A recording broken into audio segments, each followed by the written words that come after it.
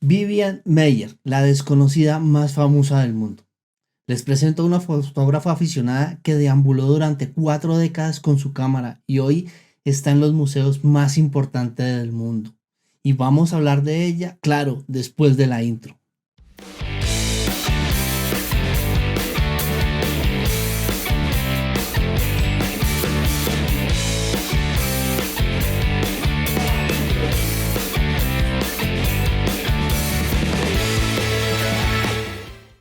Hola fanáticos de la fotografía, bienvenidos a su canal John Vargas Fotografía. Soy John, fotógrafo y estoy radicado en la ciudad de Bogotá.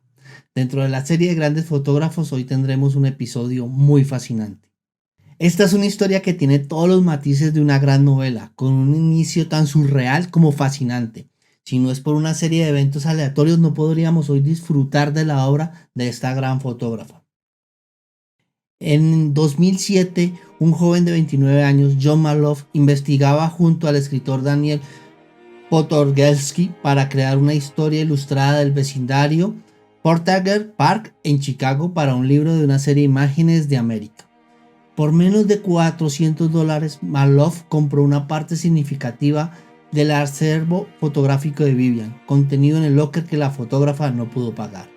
Cuando Malov comenzó a revelar las fotos, el milagro se hizo cuerpo. Escenas de calles de Nueva York y Chicago, casi todas de asombrosa potencia, décadas enteras de una vida urbana, que componían esta narración visual equilibrada. El alucinado comprador intentó entrar en contacto con la fotógrafa. Los subastadores de los muebles le dijeron que era una anciana enferma. Buscó en internet su nombre, pero no encontró ningún resultado. Consciente de que solo no podía, contactó al Museo de Arte Moderno de Nueva York para ver si le ayudaban, pero no tuvo suerte. Malov siguió buscando a Maier, pero la fotógrafa murió antes de poder ser localizada. Pasados 2 años continuó su interés en la fotografía, cuya espectacular obra estaba descubriendo en cada nueva tirada de negativos que digitalizaba. Realizó una segunda búsqueda en internet y esta vez se encontró con algo, su obituario. Era 2009 y Vivian acababa de fallecer. En noviembre de 2008, Maier cayó sobre el hielo en la calle de Howard, no muy lejos de su casa, y se golpeó la cabeza. Fue llevada inconsciente por los paramédicos al Hospital San Francis en Evanston. Cuando volvió en sí, se negó a decirle al personal de la sala de emergencia lo que había sucedido y exigió que la dieran de alta. Para los próximos meses, Maier se resistía a comer y era apenas sensible a lo que le ocurría a su alrededor. Demasiado débil para volver a su apartamento, Maier fue transportada a finales de enero del 2009 a un hogar de ancianos en Highland Park, donde su salud siguió disminuyendo y murió el 21 de abril del 2009. Vivian Maier, orgullosamente francesa y residente en Chicago los últimos 50 años, murió tranquilamente el lunes, segunda madre de John, Lane y Matthew, el espíritu libre que tocó mágicamente la vida de todos los que la conocieron. Se publicó el 23 de abril del 2009 en The Chicago Tribune. Jon Malov comenzó entonces a vender los negativos en eBay, algunos por $5, otros por 12. Uno de los compradores resultó ser el fotógrafo y crítico y académico Alan Sekula. El intelectual pidió a Malov que dejara de vender los negativos para evitar que se dispersara la colección. Malov logró dar a conocer el trabajo de la fotógrafa, sin embargo esta labor siempre se ha visto ensombrecida por el hecho de que ha logrado beneficiarse económicamente con la obra del artista. Gracias a Jon Malov, esta gran desconocida está en todos los libros de historia de la fotografía. ¿Quién era ella? Otra vez el misterio. Una anciana de 83 años con un humor seco que se le gustaba hurgar en la basura, que nunca dejaba su sombrero y gritaba en francés cuando se enojaba. La viejita de la banca que un día se cayó y se desmayó, que murió sola como tantos en Estados Unidos. Aunque siempre estuvo rodeada de mucha gente, la soledad fue la palabra que acompañó su vida. Descubramos quién era Vivian Dorothy Maier. Nació en Nueva York en 1926. Su madre era francesa y su padre austrohúngaro. aunque siempre ocultó estos y todos los referentes a su vida. Cuentan quienes la conocían que siempre pensaron que era europea y que tenía un falso acento francés. En 1930, cuando tenía solo 4 años, su padre la abandonó y la madre se encargó de su crianza. Su madre tenía entonces 32 años y trabajaba como enfermera privada para la familia de una fotógrafa que trabajaba en un estudio de New Jersey, Jane Beltran. Puede entenderse que Vivian pudo haber tenido su primer contacto con una cámara a los 4 años, pero solo son conjeturas. De niña, regresó a Francia, donde pasó buena parte de su niñez en los Alpes franceses. Al regresar a Estados Unidos, trabajó en un taller clandestino para luego dedicarse a ser nana. Hacia 1949, aún en Francia, Mayer comenzó a realizar fotografías con una cámara Kodak Brownie. En 1951, con 25 años, regresó a Nueva York, al barrio de Queens. Por lo que muestran sus imágenes, trabajó en una tienda de caramelos y con varias familias. En 1952 compró una Rolleifer cuando ya vivía en New York. En 1956 se mudó a los suburbios de North Shore, en Chicago, donde pasó la mayor parte de su vida. Su primer trabajo confirmado fue en Highland Park, ciudad del norte de Chicago, Illinois, a orillas del Michigan, donde cuidó a los niños de Nancy y Aaron Gelberger, John Lane y Matthew, desde 1956 hasta 1972. Se sabe que en su habitación tenía un lavado privado donde revelaba sus negativos con tanques caseros y los secaba en la ducha. En 1959, con 33 años, pidió vacaciones, 8 meses, y viajó a Egipto, Tailandia, Taiwán, Vietnam, Indonesia, Francia, Italia. Mayer vivía en el hogar de las familias que la empleaban. La nana cargaba siempre con su cámara cuando llevaba a sus pupilos al parque o cuando salía a pasear los fines de semana. En 1975, con 49 años, trabajó unos meses como niñera y empleada del hogar del famoso presentador de televisión Philip Donahue, que acababa de ganar la custodia de sus 5 hijos tras su divorcio. A partir de ahí, trabajó para otras familias más. Vestía de una forma diferente a la de las mujeres de la época, como camisas grandes de hombre, botas militares, abrigos grandes, sombreros enormes. Parecía una trabajadora soviética, una guardia de prisiones o una lesbiana, aseguraban las familias en cuyas casas vivió, porque siempre trabajó como niñera interna, viviendo en las casas de los niños que cuidaba y donde guardaba sus decenas de maletas llenas de negativos. También llamaba la atención su forma de hablar, de opinar y de caminar. Durante su vida grabó varias cintas de audio, hablando directamente a la grabadora sin haber nadie más con ella, o realizando entrevistas a quienes se encontraban en la calle. Y gracias a esas cintas puede corroborarse lo que aseguraban las personas que la trataron, que tenía un acento en medio camino entre alemán y francés, pese a que era estadounidense, algo que jamás las familias supieron. Algunas de las personas que las convivió durante su etapa como niñera le decían que se llamaba Vivian, a otras Vivian, a otras Bid, a otras Mr. Mayer.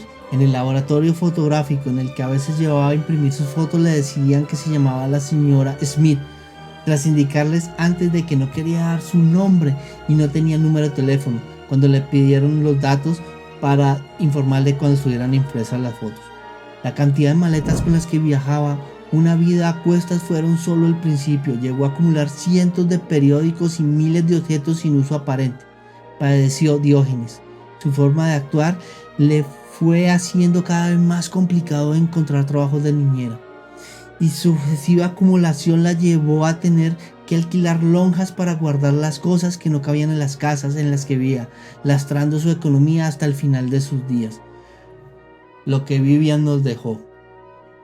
Lo primero que salta a la vista en el trabajo de Mayer es su consistencia, tanto en las selecciones temáticas como estéticas. Esto no es poca cosa, se trata de uno de los retos más importantes que enfrenta cualquier fotógrafo. A Mayer le ayudaba la escasez de recursos fotográficos, propios de su tiempo. Durante años solo tuvo una cámara con una misma óptica. Esto ya era una restricción que se traducía en coherencia. Pero más allá de las limitaciones materiales, Meyer era una mujer sobria, con sus contenidos y consistente en su temática. En esto no tenía restricción externa alguna, ella podía fotografiar lo que se le viniera en gana, pero sus elecciones fueron consistentes. Privilegió la fotografía de calle, con un marcado tinte humanista, y se colocó en el cuadro constantemente para autorrepresentarse. Vivian Maier trabajaba en la calle, fotografió muy poco su espacio íntimo y se trató prácticamente siempre de autorretratos. ¿Pero qué elegía Vivian cuando salía al espacio urbano? Observaba a las personas y estaba atenta a la acción y a los acontecimientos. Podía hacer fotografías sin mayor obstáculo por muchas razones. En Estados Unidos mucha gente se deja fotografiar en la calle sin mayor complicación. Era un tiempo donde los temas de privacidad eran mucho menos agudos que en la actualidad. Finalmente, Maier era una mujer que debió de ser percibida por la mayoría de sus sujetos como alguien inofensivo, que practicaba su hobby los domingos. La fotógrafa no era llamativa, de raza blanca y no extremadamente bonita. Vestía con dignidad pero con sencillez. Muy poca gente le debió prestar atención y eso fue fantástico para su fotografía. Aunque hay apenas algunas imágenes hechas por Maier con gente mal encarada, en general se nota que sus sujetos no le daban la mayor importancia al asunto y por tanto lucían relajados. Maier y su cámara debieron ser notados, pero esto no le importó, es evidente a los fotografiados. Pero hay un sujeto recurrente, la propia Maier. Se hacía autorretratos con frecuencia, algunos de ellos son del tipo firma, donde apenas se puede adivinar en dónde se encuentra la autora. En otros son huellas de la enucuación, es decir, sombras y vestigios de la presencia de Maier. No se trata en estos casos tanto de la representación del ser o del aspecto de la autora como evidenciar su presencia en la escena. Y desde luego, hay numerosas fotografías donde ella se muestra. Sin embargo, así como era discreta, la mayoría de sus autorretratos elegía mostrarse a sí misma. Aunque esto es algo muy obvio cuando se usa una reflex binocular, también llegó a usar una telemétrica de 35 milímetros y Maier elegía mostrar su rostro apartado de la cámara ligeramente. No cabe duda, a Vivian le gustaba verse a sí misma y no suele ser una autorrepresentación estilizada o dramatizada. Tampoco se investiga como un personaje. Era autoexploración del ser, muy en la línea de los autorretratos de Rembrandt. La técnica fotográfica de Maier es notablemente afinada. Imágenes en foco, bien expuestas, ausencia de vibrados. La fotografía implicaba en el tiempo de Vivian Maier un reto técnico tan importante que muchos aficionados abandonaban la cámara por la frustración de llevar carrete a revelar con apenas una o dos fotografías técnicamente aceptables. Los manuales fotográficos previos a 1950 están plagados de instrucciones técnicas para lograr una toma aceptable donde lo estético era muchas veces secundario.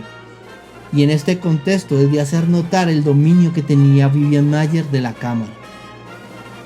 En sus autorretratos no aparecen exposímetros, de modo que aprendió a calcular la cantidad de luz y ajustar los parámetros de exposición a simple vista. En las hojas de contacto que han hecho públicas existen pocos errores o cuadros inservibles. A Maier le costaba el disparo y se notaba que cuidaba al máximo cada toma. Hablando de los formatos, los reflex binoculares de formato medio como los que usaba esta fotógrafa implicaban retos en la composición. Evitar la tirada del cuadro, por ejemplo, pero a cambio ofrecen una calidad espectacular gracias al negativo de mayor tamaño. Como ya se dijo anteriormente, poco se sabe cómo aprendió Vivian a realizar las fotografías. Pero lo que queda muy claro es que logró un nivel de oficio poco habitual para un aficionado. Sus fotografías tienen composiciones sólidas en un formato difícil, para diseñar como es el 1:1. Privilegió el blanco y negro aunque usó el color con acierto. Los costos de las películas y el procesado seguramente influyeron en la elección de Mayer, pero también es muy evidente que se sentía muy cómoda en el formato monocromo. A través de sus fotos, es muy claro que Vivian era una mujer muy inteligente, controlada, perspicaz, sutil, con gran sentido del humor y fundamentalmente para la fotografía de calle, observadora. Mayer notaba las sutilezas de la calle, era curiosa y exploraba las escenas en busca de alguna peculiaridad que podía ser desde la geometría, las piernas de una mujer mayor, las miradas. La mirada de Mayer fue cultivada pacientemente a lo largo de los años. A pesar de todo lo anterior y de sus grandes méritos para ser una fotógrafa aficionada, hay un pero. El aislamiento autoimpuesto por Mayer le impidió crecer. Vivian deambulaba por la calle, pero habitualmente, exclusivamente, estaba en el planeta Mayer. Su falta de roce social con el medio fotográfico le impidió formar parte de un ecosistema mucho más grande, mostrando la posibilidad de llevar su trabajo más lejos, de compartirlo con otros fotógrafos, editores o curadores. Este retiro voluntario le provocó el no buscar becas para financiar sus proyectos, pasar desapercibida y que sus fotografías acabaran en cajas en una bodega. Muy pocas personas, o quizás ninguna, no hay manera de saberlo, habrían visto estas fotografías durante la vida de la autora. Fue muy afortunada que un entendido de la talla de Alan Sekula hubiera podido entrar en escena y rescatar el acervo fotográfico que se habría vendido a $5 o $12 la pieza.